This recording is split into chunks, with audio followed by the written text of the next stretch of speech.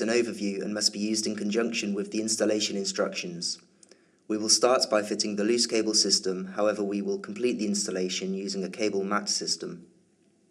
First, make sure you have all the tools you need to complete the process. You may also find these items useful. Now ensure that the flooring package you have received is complete. Once this is done, make sure that the area you intend to fit is free of debris. You can then apply the floor primer to the intended fitting area. Ensure there is an even coverage and leave to dry before continuing with the fitting. Avoid walking on this area during this time.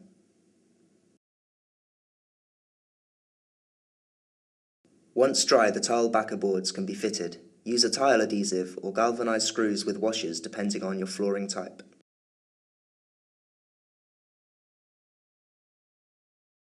The boards can be easily cut to fit the shape of the room using a utility knife.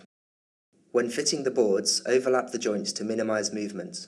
Your finished result should look like this. Before fitting the mat or loose cable system, you must test the resistance with a multimeter to ensure the system isn't damaged. Record the result on the provided datasheet. If you are fitting a loose cable system, mark out the cable spacing across the length of the room in accordance with the fitting instructions. Carefully roll out the cable, taping it down at both ends. Don't secure it too well at this stage as minor adjustments may be needed. Corners and other problem areas should be laid out like this. Once the whole floor area is covered, you can secure the cable using extra tape. For the rest of this installation, we will be using a cable mat system. Unroll the mat and cut through the mesh, being careful to avoid damaging the heating element. The cable can be removed from the mat to allow it to be taped down into awkward areas. Once the cable is removed from the mat, it can be treated in the same way as the loose cable system.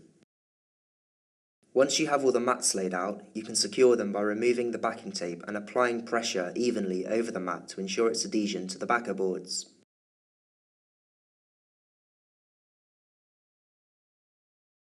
The next step is to fit the temperature sensor. Before we do this, it needs to be tested to ensure it is working correctly. Test the resistance using a multimeter and record the information on the datasheet. Carefully feed the temperature sensor into the weave of one of the mats, preferably near the cold tail for ease of installation. Once this has been done, the mat should be tested again to make sure it hasn't been damaged during the fitting process.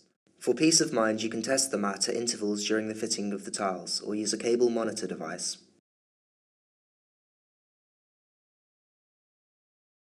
The cabling should be secured with tape and taken up into the wall sockets. Before tiling, you can use a latex leveling screed.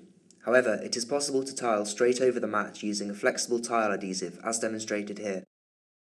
Ensure the manufacturer's instructions are followed. The flooring system should be wired up and tested by a qualified electrician. This is a requirement of the guarantee.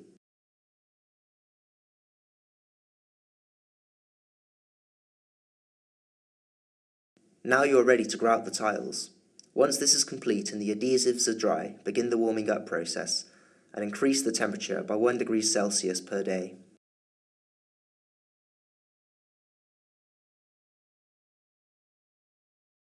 You are now ready to enjoy the full benefits of your floor heating system.